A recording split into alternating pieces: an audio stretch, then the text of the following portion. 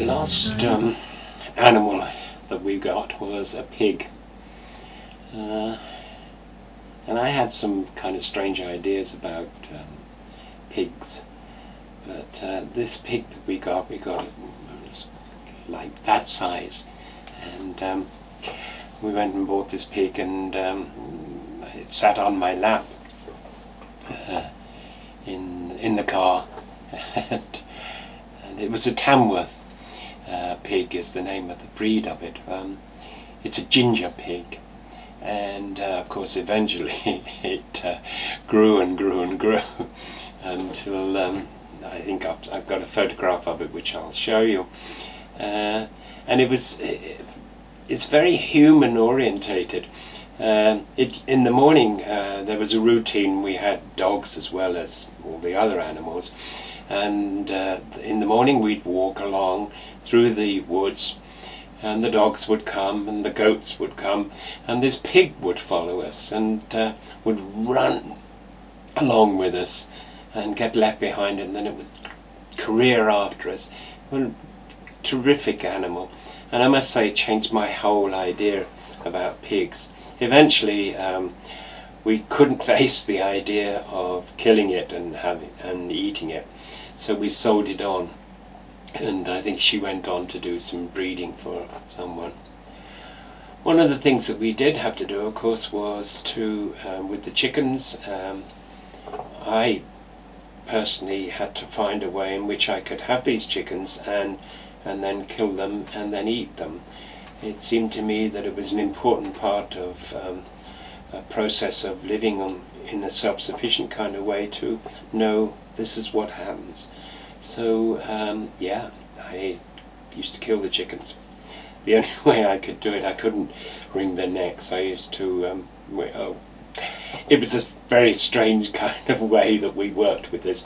We'd spend the day around the chickens, and we'd decide, well, which one's going to go, you know, and so we'd kind of say, well, okay, this one's going to go. So we used to try and spend a bit of time thinking about this chicken and thanking it for being there, and then for the next stage that he was going to do.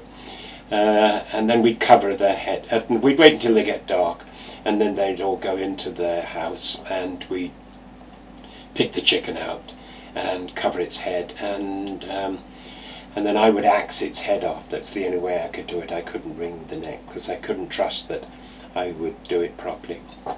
Not an easy thing to do, but I did it. The goats had kids, and of course if you've got more kids, we had, I think, three kids came from the one, and you'd keep the female kids, and then you really have to get rid of the male goat. So we fattened him up a little bit, and then I took him to a butcher who actually did it for me. I couldn't do that myself. So that was a very big learning curve to go through. And then you went and collected the meat, and we ate it. But that was part of being self-sufficient, and so it was a very big lesson for me to do that. The woodland had a stream going through it, and part of the pleasure of that particular property was this stream going through, and I was never quite satisfied with the way that the stream ran, so I used to be forever building up little dams and creating waterfalls, and it was incredibly beautiful in the end, the way these waterfalls came down. There was one natural, quite a big drop of a waterfall, but then I created other smaller ones, and then created quite a big pond where the ducks and the geese could swim around. So that was interesting doing that. And then occasionally, of course, you'd get fierce rains, as happens in Wales, and the whole lot would be blown away, and the rain would take away the stones that I'd built up. and I'd put them back together again, and then it would create a different kind of feel to it. So it was a wonderful place to live in, and to be part of that nature in that place, and I loved it.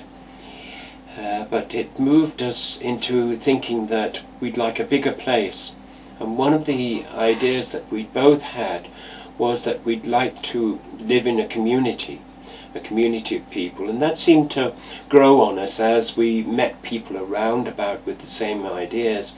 And we thought, it wouldn't it be wonderful to buy a bigger place and have more people living together and sharing all the tasks that need to happen, and to create a community not as large certainly as Findhorn, which is the spiritual community that I went to, but to start in a smaller way.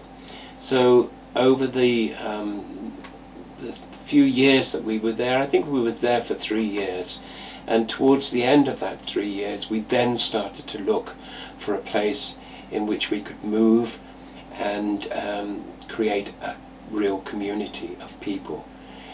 And I'll talk about that experience in my next video. So, okay, bye for now.